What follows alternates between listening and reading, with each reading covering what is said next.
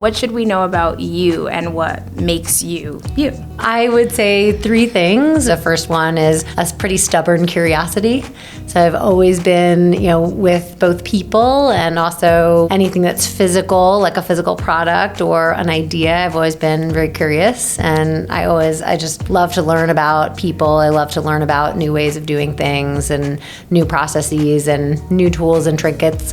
And that's just the way I've always been. And in my professional life, I found actually that physical products, things that we can see, touch, and feel, has also been a theme for me. I spent 5 years at Warby Parker as my first professional pursuit after I graduated from Tuck. And so I've always felt like that curiosity of just asking one more question when you think all the questions are done, or exploring one more, process or sort of like train of thought when you thought you had exhausted all is probably number 1.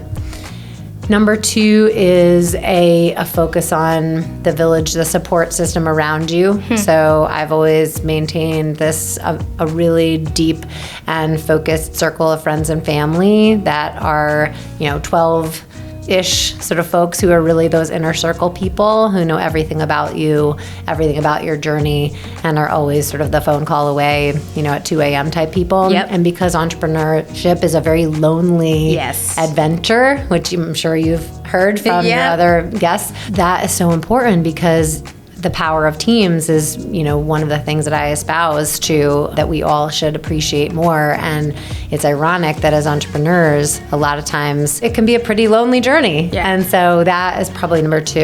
And a tolerance for risk that I think is highly unique.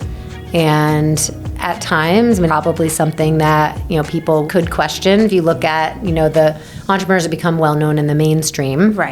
Those are, the Elon Musks of the world. There's an extreme tolerance for risk, right? Financial risk, public risk, social risk. Obviously, it doesn't have to be to that extent, but I do think that, the ability to see the horizon when maybe you're not sure how to get there, and to take that financial risk and, the business risk is something, and the social risk is something that's very important.